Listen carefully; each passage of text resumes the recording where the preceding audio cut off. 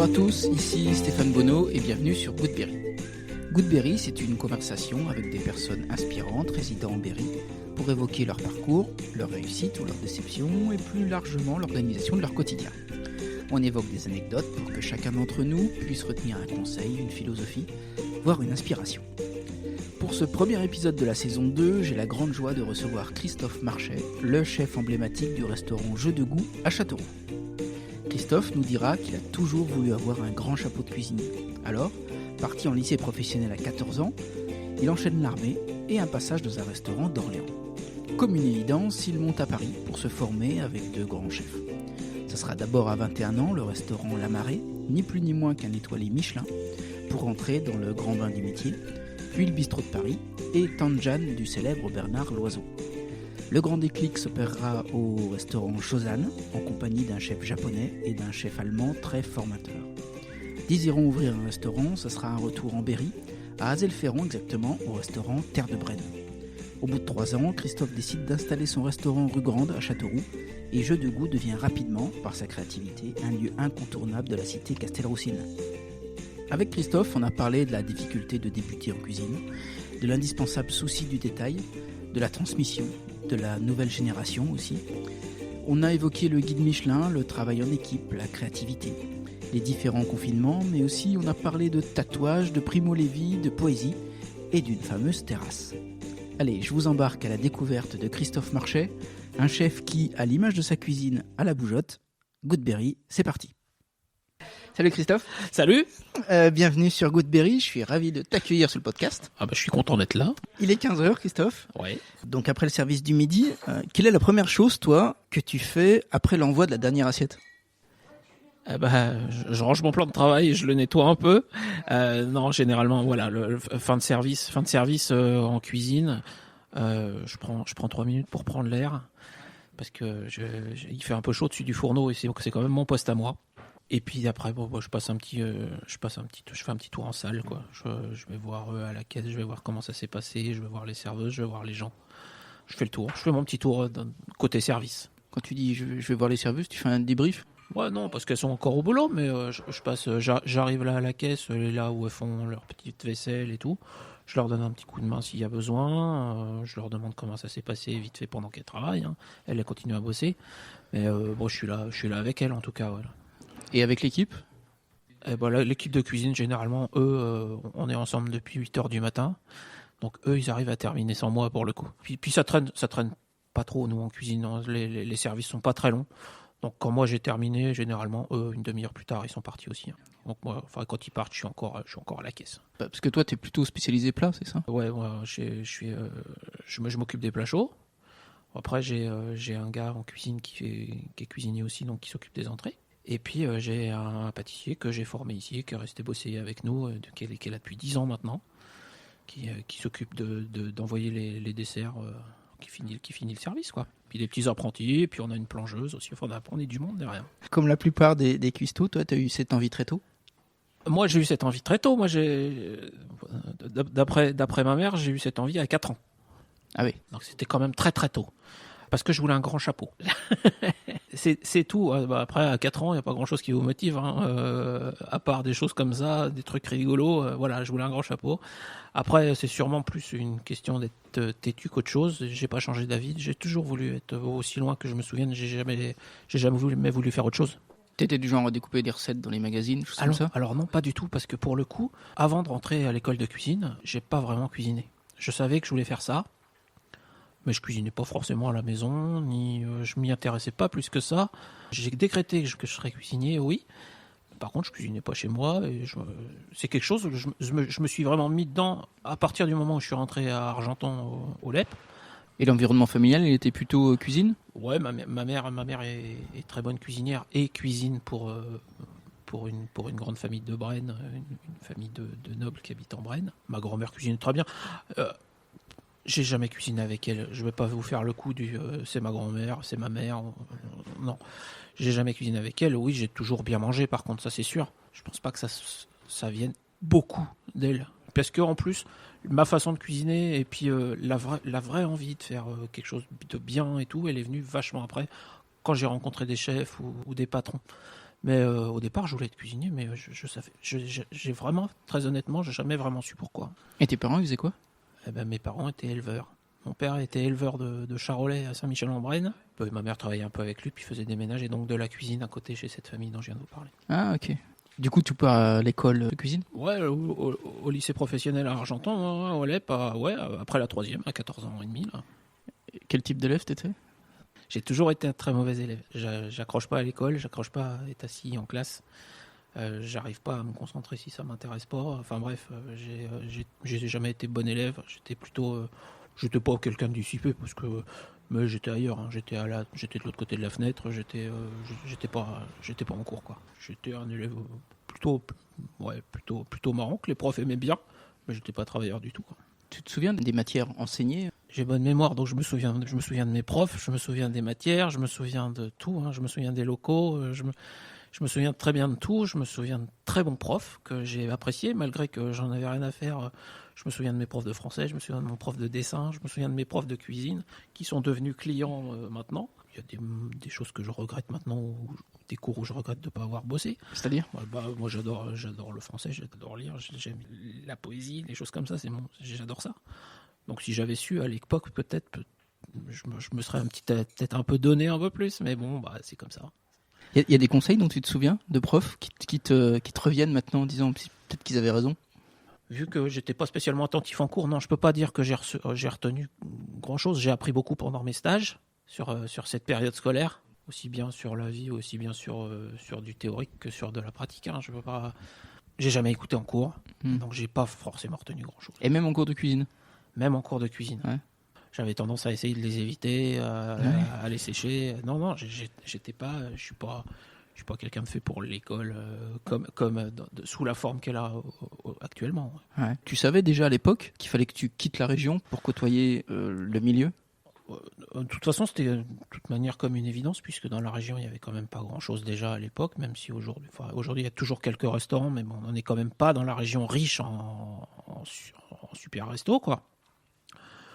Et puis je savais de toute manière, c'était pas dans mon intention de rester dans la région. D'ailleurs, j'ai jamais vraiment travaillé dans la région avant de revenir ouvrir mes restaurants à moi. J'ai jamais bossé dans la région. J'ai bossé 2 ans, donc je suis parti à l'armée après l'école. Ouais. Que j'ai arrêté en cours d'année. Donc mon père m'a dit, on va peut-être devancer l'appel, tu vas pas rester à glandouiller. Donc il m'a envoyé direct à l'armée. J'ai été incorporé le jour de mon anniversaire, quel joli cadeau. Et puis 1 an plus tard, je suis ressorti de l'armée. J'ai embauché à Orléans pendant 2 ans, dans un hôtel-restaurant, l'hôtel Antares, qui existe toujours, à Saint-Jean-de-Bray exactement. Tu te souviens de ton premier jour? Ah ouais, je me souviens de mon premier jour. Ouais, ils m'ont accueilli. C'était Marc Rondeau, le directeur, que j'ai toujours en contact. Oui, je me souviens très bien. Jean-Pierre le pâtissier, Louis le chef. J'étais rentré là parce que le serveur Bruno était à l'armée avec moi et m'avait trouvé ça. Je suis rentré de l'armée le vendredi et j'ai embauché le lundi. Et tes premières impressions quand tu découvres le monde professionnel comme ça? Un peu paumé parce que de toute façon moi je savais rien faire. Hein. Vu que j'ai rien foutu.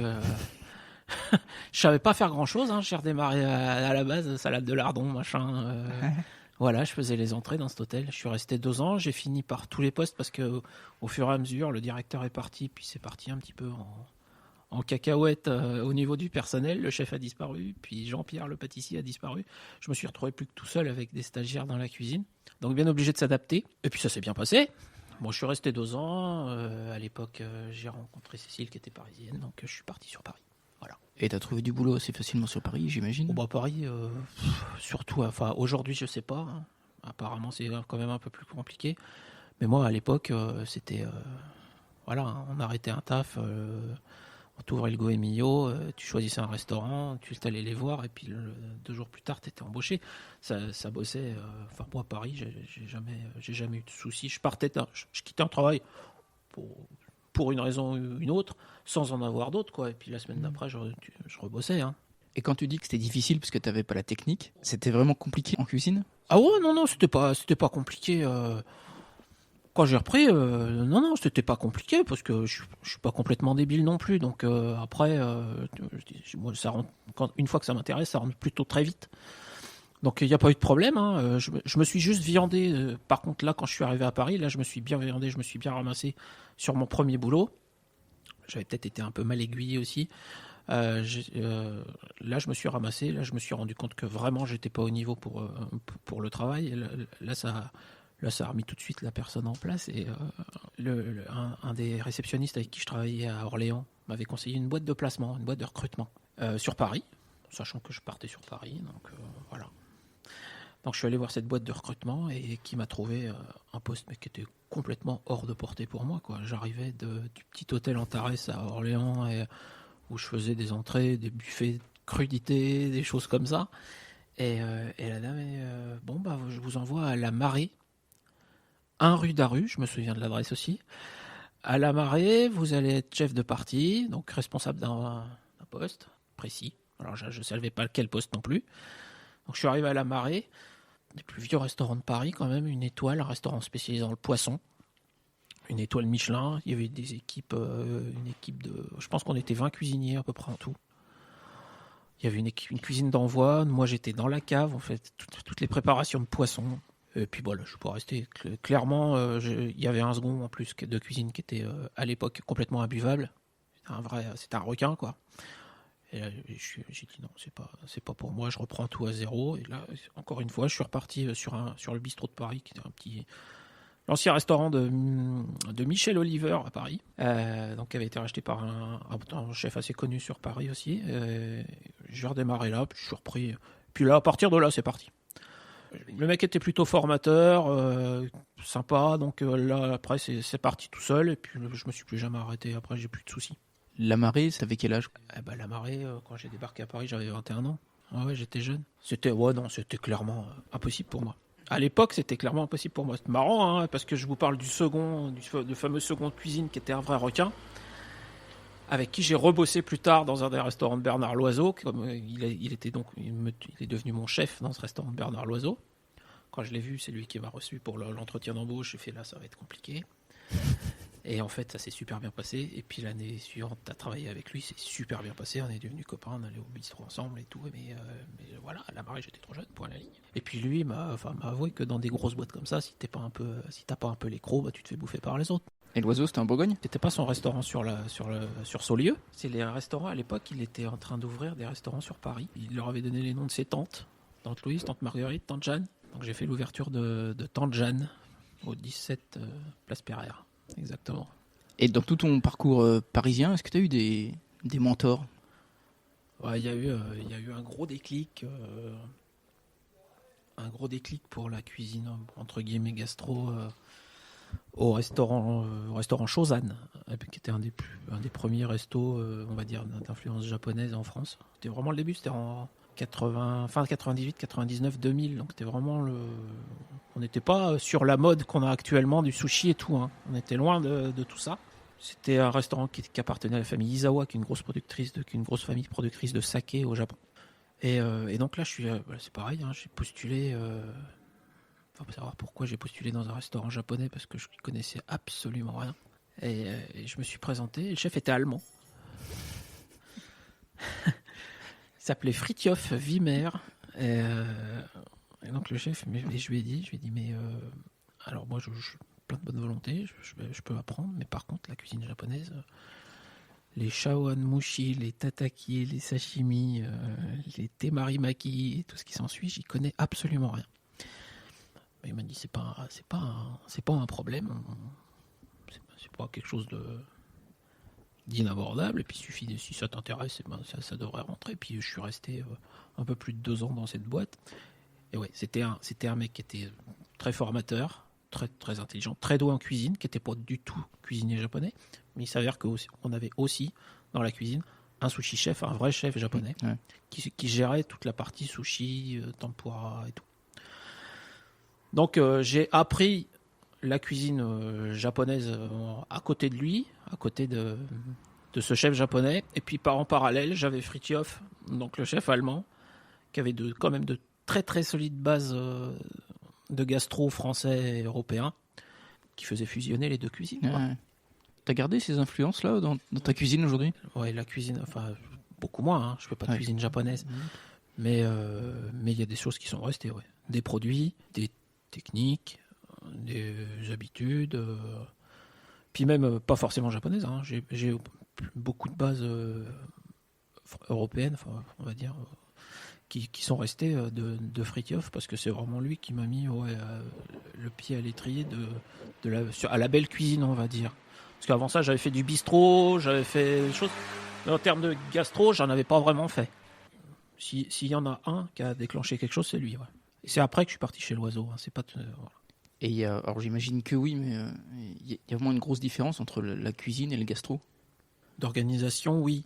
Parce que le vrai gastro, si on l'entend, enfin le vrai gastro, c'est toujours un mot qui est un peu compliqué à définir, parce que c'est quoi le gastro ? C'est de la déco, c'est du produit, il y a tellement de choses qui rentrent. Dans le gastro, moi ce que j'entends par gastro, c'est qu'il y a tout, quoi. Et ça demande énormément de manip, de cuisson de dernière minute, de choses comme ça. Ça demande pour moi, le gastro, ça demande du personnel. C'est pas du tout la même organisation qu'un restaurant traditionnel où on va préparer des choses plus à l'avance, par exemple. Le gastro, c'est tout. Pour moi, le gastro, c'est tout. Un restaurant gastronomique, c'est tout. C'est la déco d'assiette, c'est une belle assiette, c'est une belle cuisine, c'est des produits vraiment frais, c'est travailler en dernière minute, plutôt que de faire les choses et puis les vendre après. Il y a une grosse une grosse différence de travail, pour moi, de mentalité, puis le souci du détail, c'est surtout ça, le souci du détail, quoi, que beaucoup n'arrivent pas à comprendre, mais après, moi je trouve, moi personnellement, je le vois. Alors je dis pas qu'ici je fais du gastro, attention, je suis loin de là. Mais par contre, il y en a qui s'en foutent ou qui m'ont l'air de me dire, c'est parce qu'il y a un gastro, il y a des gastros, il y a des mecs qui ont des étoiles qui servent des volailles rôties, quoi. Hein ? Seulement voilà, la volaille elle est cuite comme il faut, c'est une vraie belle volaille, et il y a des gens qui n'arrivent pas à faire la différence, et c'est là qu'on a de la peine à expliquer ce que c'est que le gastro. C'est le souci du détail, c'est-à-dire comment la volaille va être coupée, à quelle température elle va être cuite, comment elle va être servie dans l'assiette ou présentée en salle, voilà. C'est ça pour moi le gastro, c'est le tout, quoi. Et ce souci du détail, t'arrives à l'inculquer à tes équipes ? J'essaie, mais y arriver, c'est il y en a qui l'ont, il y en a qui l'ont pas. Chez les jeunes, souvent c'est compliqué, parce que malgré tout, on est quand même, je le disais tout à l'heure, dans un département qui est assez pauvre au niveau restauration et au niveau école. Faut pas non plus se le cacher. Il y a le LEP à Argenton, il y a le CFA, c'est tout ce qu'on a. Voilà. Après, faut aller à Bourges, faut aller à Blois. On voit quand même beaucoup de jeunes qui sont là. Un peu par hasard, quoi. Ils sont là, mais parce qu'il faut être quelque part. Mais est-ce que c'est pas tu vois le job aussi des cuisiniers de former les gens ? Ah oui, si, c'est bien sûr que c'est notre boulot de former. C'est notre boulot de montrer. C'est notre boulot c'est notre boulot de leur apprendre. Après, la passion, on peut essayer de raconter, on peut essayer d'expliquer. Mais après, si eux, il y a un moment, si eux, ils font pas la démarche d'aller s'intéresser non plus, ou d'ouvrir un bouquin de cuisine de temps en temps, c'est compliqué de passionner un jeune de 15 ans qui pense qu'à une chose, c'est de rentrer chez lui pour jouer à la PlayStation. C'est hyper compliqué. Et puis le souci du détail, non. C'est plutôt dans le caractère des gens, c'est où on est appliqué, où on l'est pas. Il y a des gens, moi j'ai beau essayer, et il y a des gens qui restent 2 ans ici, tu leur montres une assiette avec 5 points de sauce sur l'assiette. La première, elle a 5 points, puis la deuxième, elle en a 4, puis la troisième, elle en a 3, puis la quatrième, elle en a 6. Qui n'arrivent pas à reproduire ce que tu leur montres ou ce que tu leur demandes. C'est quand même compliqué, quoi. Je veux dire, on peut essayer. Moi, je veux bien raconter toutes les histoires de cuisine du monde. Je veux bien leur expliquer pourquoi ce produit-là, il s'appelle comme ça. Je veux bien essayer voilà, on s'entend super bien, il y a une bonne équipe, mais je crois qu'il y a quand même un minimum à faire du côté des jeunes, et ils n'ont pas tous le réflexe. Mais après, c'est aussi générationnel. Moi, mes gosses sont pareils. Tu penses que c'est plutôt générationnel et pas uniquement ciblé sur le métier de la cuisine, ça ? Moi, non, je pense qu'on a là, on a une génération qui arrive. Voilà, les 15-20 ans, ils sont un peu paumés. Là, c'est pas avec la période qu'on vient de vivre qui sont aidés non plus. Non, je crois qu'on a des jeunes qui sont un peu paumés entre le numérique et le physique, on va appeler ça comme ça. Les jeunes veulent se rendre pas vraiment compte. Il y en a beaucoup qui se rendent pas compte de ce que c'est que le boulot. Mais c'est un peu de notre faute aussi, hein, je veux dire. Je suis d'accord avec toi, il n'y a pas le même rapport au travail. Il n'y a pas du tout le même rapport au travail que nous, on avait. Moi perso, j'ai un truc à faire. Enfin, j'arrive au boulot en fonction de mon travail. Si j'ai beaucoup de travail, je vais arriver plus tôt. Il sera fait à l'heure. Tandis que là, les jeunes, moi je le vois bien, si c'est pas fait, ça sera pas fait, puis on finira plus tard ou demain. Dans la restauration, c'est-à-dire qu'on a 2 délais par jour quand même, le midi et le soir. Donc c'est un petit peu compliqué de réfléchir comme ça. À nous, il faut que le boulot, à midi, il faut qu'on soit prêt, quoi, parce que les gens, ils arrivent à midi. Et ça, il y a beaucoup de jeunes qui ont énormément de mal à se mettre ça dans la tête. Moi, j'ai un fiston qui a 17 ans et qui est exactement comme ça aussi. Hein. Pourtant, il a son père et sa mère en exemple sous les yeux tous les jours, depuis qu'il est tout petit, qui voit bien qu'il faut être prêt à midi. Mais qui n'a pas cette mentalité-là. Je crois que je crois que c'est assez générationnel. Ils ont bien compris qu'il fallait aussi profiter de la vie plus que nous. Ils sont un peu paumés parce qu'ils savent pas trop quoi faire. Ils sont complètement paumés. Ils voient des mecs faire les zouaves sur le net qui gagnent des millions. Nous, à l'époque, quand on était jeunes, on n'avait pas tout ça, quoi. Je veux dire, tu voulais des sous, fallait que tu ailles bosser. Il fallait pas que tu restes à faire le con devant une vidéo ou faire le con. J'exagère. Je dis pas, je vais pas. Il y en a sûrement qui font des choses très bien, mais voilà. La vie a changé et je crois qu'on est déjà des vieux cons. On a parlé de Paris où tu as dû aller pour pouvoir te former. Ouais. A contrario, quand tu te lances, tu préfères revenir en région. Ah ouais. Pourquoi ? Il y a deux raisons simples à ça. J'étais marié à l'époque à Cécile, qui est toujours mon associée, qui est parisienne, mais qui supportait plus Paris. Donc ça, c'est la première raison. Moi, après, j'ai jamais suivi la course parisienne. J'ai toujours été en plus en décalé avec les horaires que j'ai. Donc, j'ai jamais été pris par cette espèce de folie. Mais elle le vivait très très mal, a fini par le vivre très très mal. Et puis, la deuxième raison, c'est que pour ouvrir un resto, fallait des sous. Et puis, qu'on n'en avait pas tant que ça. Et qu'à Paris, un resto, ça coûte des sous. Donc, ce qu'on a fait, c'est qu'on a vendu notre appart à Bois-Colombes. Et puis, qu'avec cette belle vente d'appart à Bois-Colombes, on a ouvert notre resto à Azel-Ferron à l'époque. Tu te rappelles du moment où tu as décidé vraiment de te lancer ? Il y a eu un déclic. Il n'y a pas eu vraiment de réflexion. Il y a eu que mes parents sont de Saint-Michel-en-Brenne. Donc, voilà. Et qu'ils ont entendu dire, ils nous ont parlé de la commune d'Azé qui voulait créer un restaurant. Voilà. Et puis là, on s'est dit, donc Cécile en avait ras-le-bol. On s'est dit, voilà, c'est peut-être l'occasion. Terminé. On l'a su à peu près 1 an avant d'ouvrir le resto. Le temps de monter le projet, le temps de voir ça avec les mairies, le machin, la communauté de communes. Ça a pris, en gros, 1 an avant de partir de Paris, on était déjà à fond dedans, quoi. Mais avant ça, non, pas spécialement. C'est le resto qui est au rond-point ? Ouais, Terre de Brenne. C'est nous qui l'avons créé, ouais. Et c'était quel type de cuisine ? C'était le même style qu'ici. Ouais. On avait c'était peut-être même pire, c'est le cas de le dire. C'était peut-être même pire. Parce que ma cuisine, elle a changé. Ça fait 15 ans de ça. Ouais, la Terre de Brenne. Plus de 15 ans même. Bientôt 16. J'étais resté très cuisine japonisante et il y avait beaucoup de sucré salé, il y avait beaucoup de mélange de saveurs. Mais pour le coup, à Azé, ça marchait très bien parce que on était à part, on était loin de tout. Ce qui fait qu'on n'avait que les clients qui voulaient venir pour ça. Donc finalement, on n'avait que des gens contents et ça allait très bien à tous nos clients. Et ça marchait très bien. On a eu une clientèle qui venait de Touraine, de Loches, tout ça. C'était des étrangers, beaucoup d'anglais dans le coin là-bas. On avait une clientèle Castelroussine, oui, beaucoup le dimanche, qu'on n'a jamais revu depuis qu'on est ouvert ici, sur des temps passants.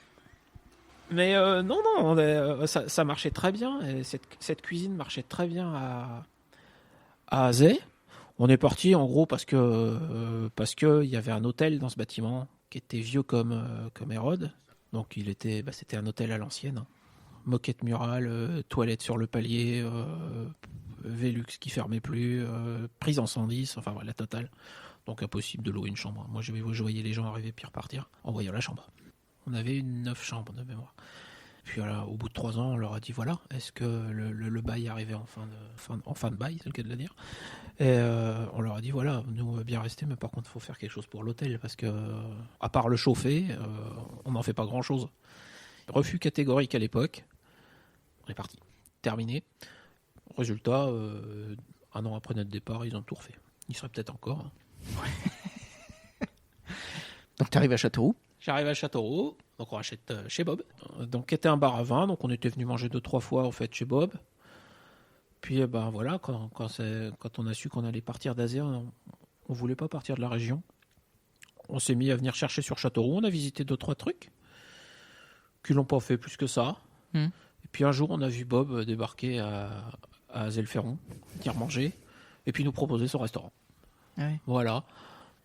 C'était un endroit où on était venu, on trouvait le lieu plutôt sympa. C'est historiquement déjà un restaurant depuis très longtemps à Châteauroux quand même. Ça a été la Ciboulette pendant 20 ans, c'était le gastro de Châteauroux quand même. Avant la Ciboulette, de mémoire, un grill qui s'appelait Grille-Bœuf. Et avant d'être Grille-Bœuf, c'était même un resto antillais sous les Américains. Donc c'est un très vieux restaurant de Châteauroux. Déjà l'idée, ça me plaisait bien. Et puis voilà, on s'est entendu à l'époque, donc on a débarqué ici. Ça a marché tout de suite ? Pas tout de suite. Ça a été très compliqué. Les 3-4 premiers mois étaient très compliqués. Pourquoi ?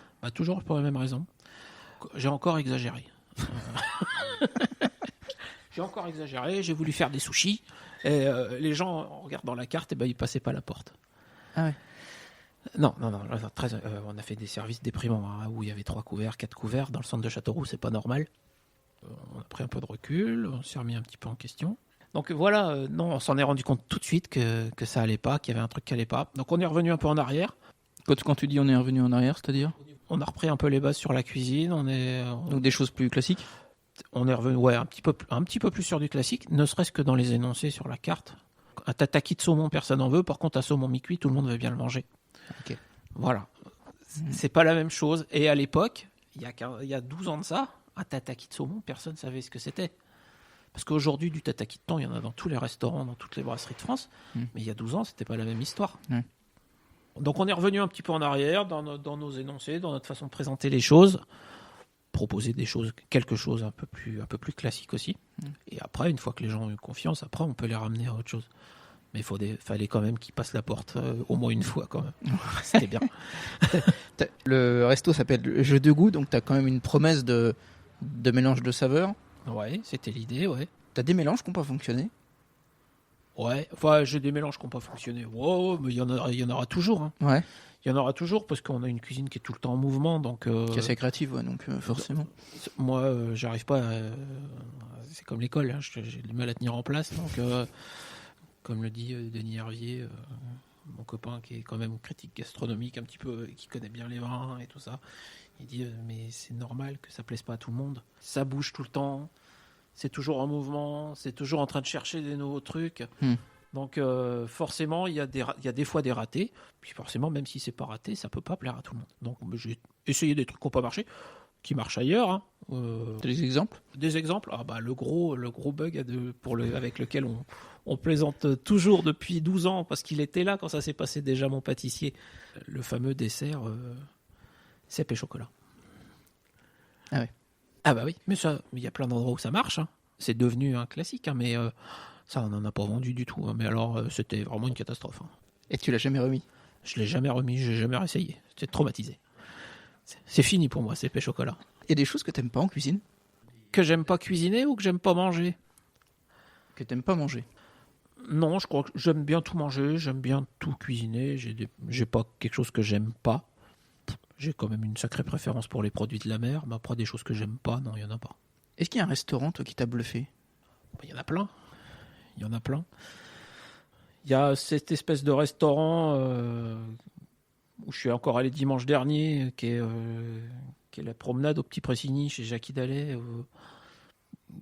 Enfin, c'est diabolique parce que c'est rien, quoi. On mange voilà ce que je disais tout à l'heure, quoi. On mange de la volaille, on mange que des produits très simples. Mais il y a une étoile depuis peut-être bien plus de 30 ans maintenant. Et c'est précis, c'est toujours nickel, c'est toujours parfait, c'est toujours voilà, c'est un grand cuisinier, c'est son fils maintenant.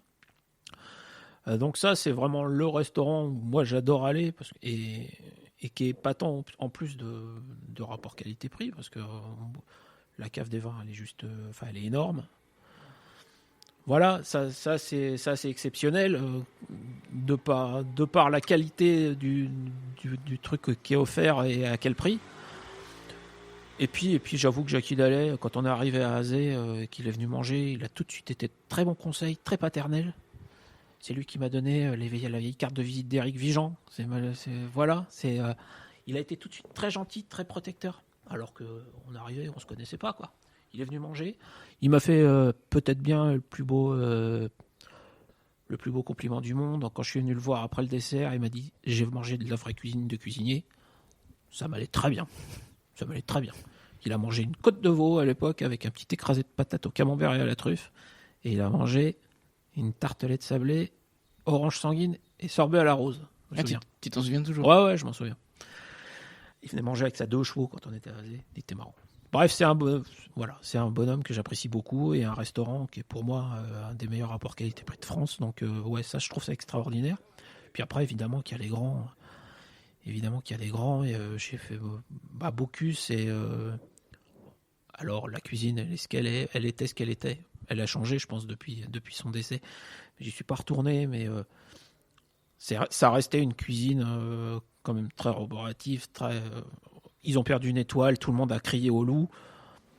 Moi, j'y suis allé manger l'année avant qu'ils la perdent. Je trouve pas ça étonnant qu'ils aient perdu une étoile. Hein. Il y avait des fraises en février sur le buffet. Bon, ça a beau être un buffet, mais on a beau être chez Bocuse, il n'y a pas de fraises en février, je suis désolé. Il y avait plein de trucs qu'on ne voit pas dans des 3 étoiles qui se passaient chez Bocuse. À côté de ça, le spectacle en salle, il est juste exceptionnel. Les découpages, les flambages, toutes ces choses qui se sont perdues un petit peu dans le travail de la salle, qui sont restées chez Bocuse, ça reste aussi hyper génial, quoi. J'adore ça. Donc Bocuse pour ça, pour la salle, pour ce qu'il a fait évidemment. Pour revenir aux étoiles, il y a une vraie différence entre un resto qui a 2 étoiles et un qui a 3 étoiles. C'est compliqué à juger parce que c'est toujours très différent. Parce que 3 étoiles, c'est une cuisine d'auteur, quoi. Je veux dire, le mec, il a 3 étoiles, c'est pas parce qu'il fait un truc de banal, c'est qu'il fait sa cuisine à lui.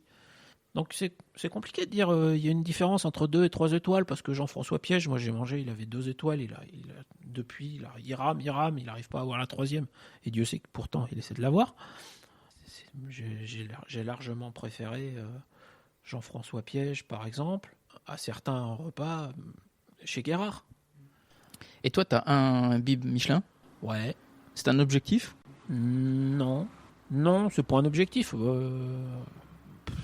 L'objectif, c'est de remplir le resto, que les gens soient contents, c'est déjà pas mal, que les gens reviennent, qu'on paye notre perso.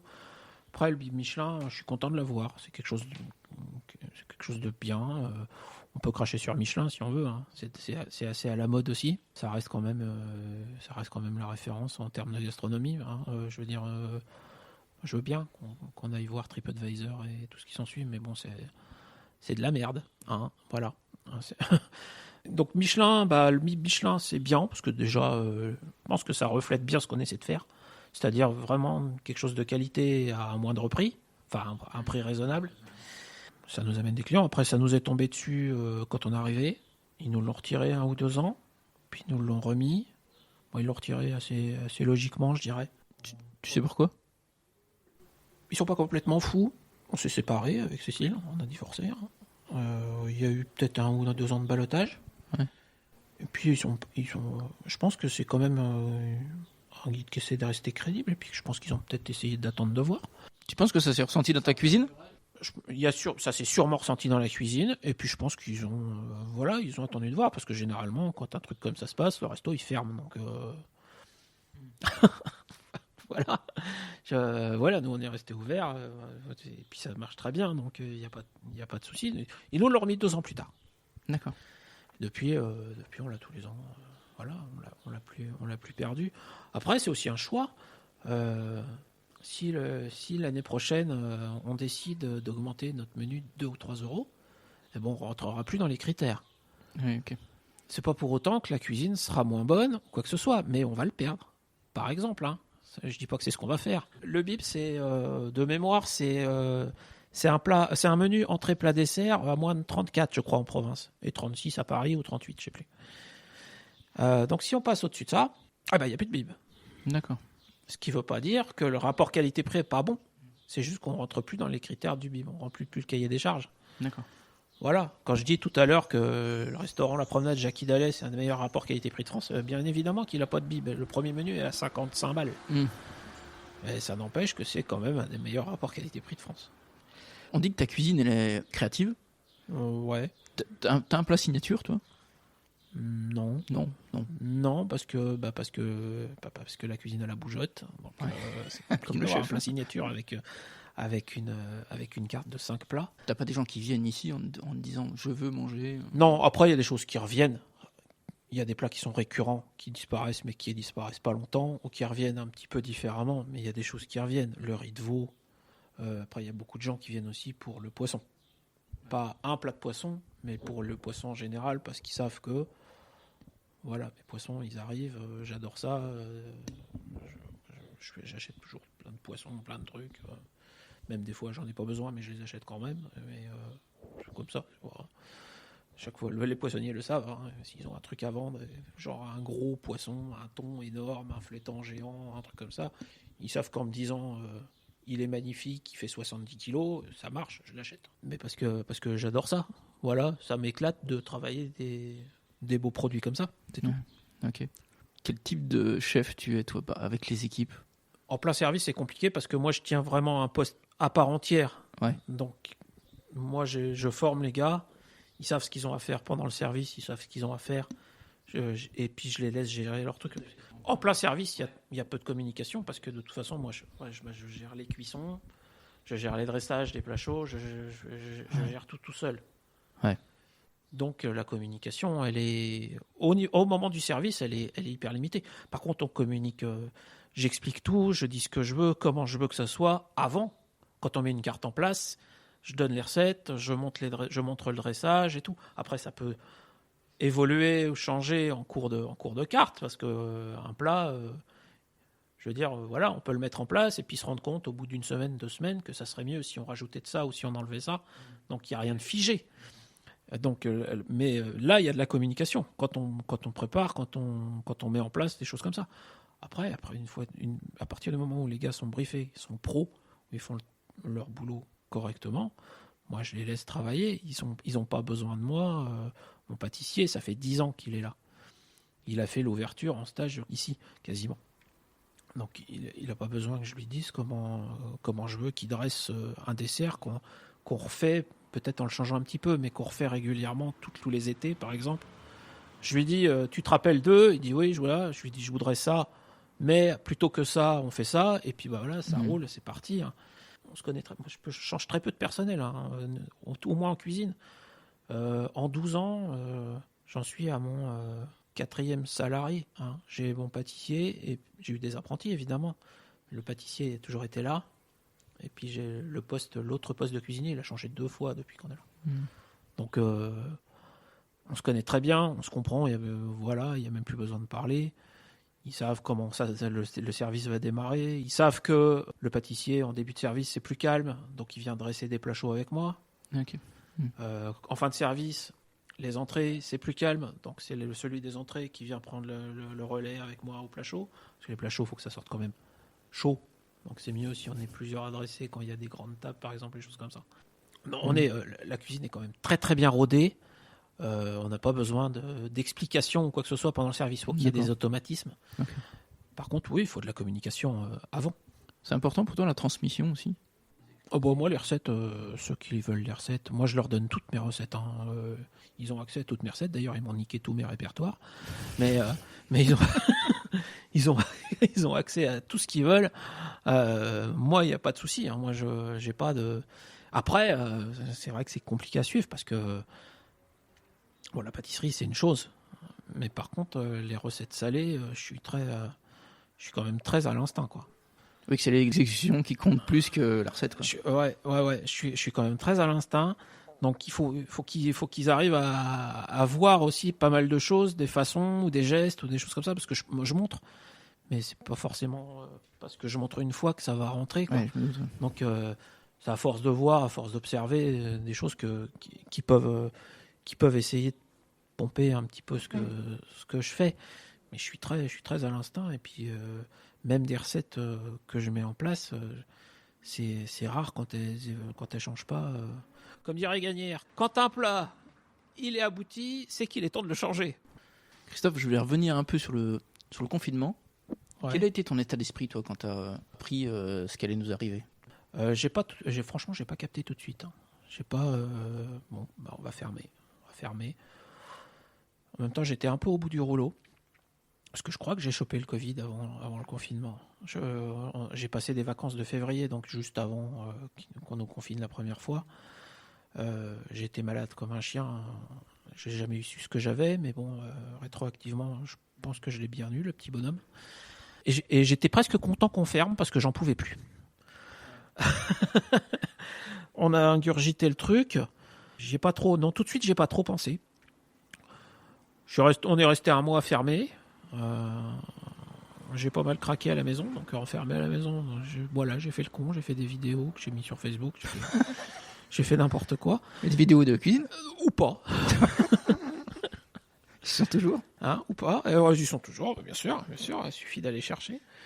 Non, on est resté un mois sans rien faire, et puis au bout d'un mois, voilà, c'est long. Là, par contre, c'est long. Puis tu te dis, qu'est-ce qu'on fait? Et puis là, on a attaqué les plats emportés. Donc jusqu'à la fin du premier confinement, là, ça a vraiment cartonné. Mais quand je dis cartonné, c'est cartonné. On a beaucoup travaillé. Alors après, c'est pas non plus comme un restaurant ouvert, quoi. On ne voit pas de vin, on voit pas. Tu cuisines pas de la même manière. Puis tu cuisines pas de la même manière. Pour que ça soit chaud quand ça arrive. Voilà, le premier confinement, puis c'était beaucoup moins. C'était pas très long. Finalement, on a fait 2 mois et demi de mémoire. Ça s'est très bien passé, ce premier confinement. Voilà, les plats emportés. En plus, on était quasiment les seuls à en faire. Par contre, le deuxième a été beaucoup moins drôle quand même. Ça a duré 7 mois. 7 mois de boîte en carton. J'ai quand même pas signé pour ça au départ. C'était, j'ai fait le malin. Hein. Toutes les semaines, j'annonçais un menu. Ça va être génial, mais j'en avais ras-le-bol en fait. Non, j'en avais vraiment ras-le-bol. J'espère que ça va pas recommencer. Peut-être que oui. Hein. On s'y remettra. Hein. J'ai encore des boîtes dans le grenier. Mais non, c'était très pénible. Après, je suis content de l'avoir fait. Il fallait vraiment le faire. Parce que ça nous a vraiment permis de maintenir tout ce qu'il y avait à maintenir au niveau trésorerie et tout. Voilà. Ça nous a permis de faire nos petits travaux, de payer nos petits travaux, de pouvoir envisager ceux qui viennent là pendant les vacances sans avoir à quoi que ce soit à demander aux banques, ni rien. Voilà, on a vraiment bien limité la casse. Ça sera pas la meilleure année depuis le début. C'est pas une année pourrie.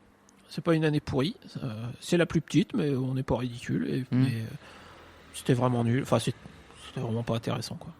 Ok. Christophe, toi, t'es fermé le lundi et le dimanche. Ouais. Qu'est-ce que tu fais le dimanche et le lundi alors? Ça dépend de ce que je fais le samedi soir. Alors on va dire le dimanche après-midi.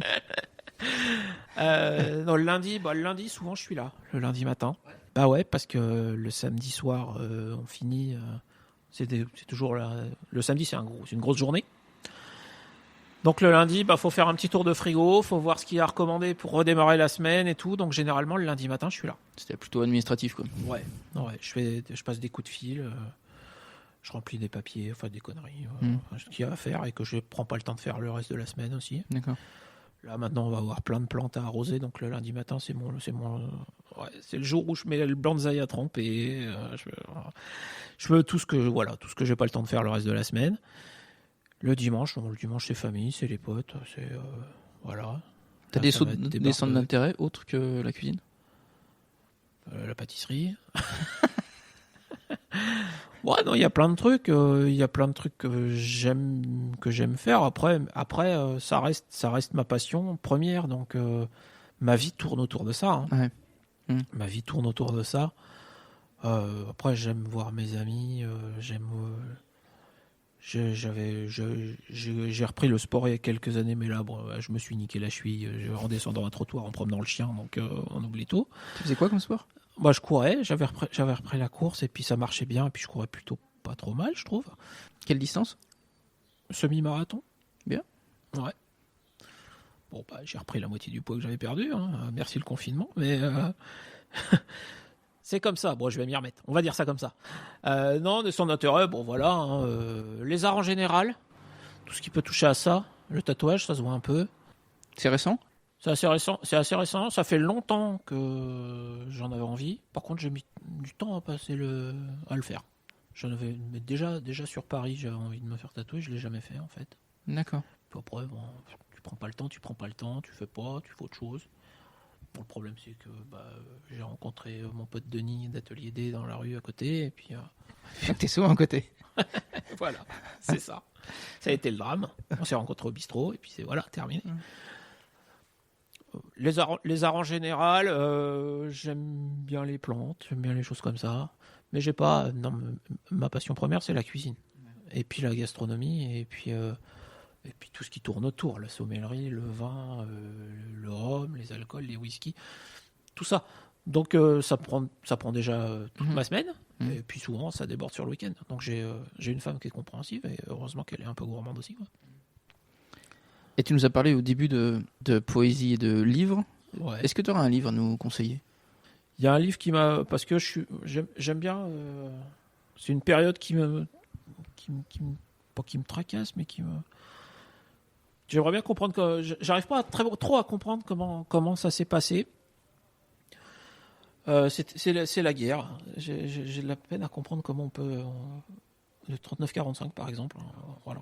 J'ai de la peine à m'imaginer le truc. C'est un truc que j'ai besoin de comprendre. Je sais pas pourquoi, hein, c'est comme ça. Et il y a un bouquin que j'ai beaucoup apprécié par rapport à ça, c'est Si c'est un homme, de Primo Levi. Voilà, c'est à lire, je trouve que c'est à lire. C'est facile à lire, c'est un petit bouquin qui est pas très gros. Ça a été écrit, c'est une histoire vraie. C'est l'histoire d'un monsieur qui a fait le camp de concentration.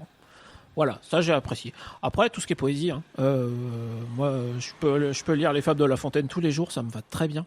Genre, je suis fan de ça. Des fleurs des fleurs du mal, ou n'importe quoi. J'aime la poésie en général.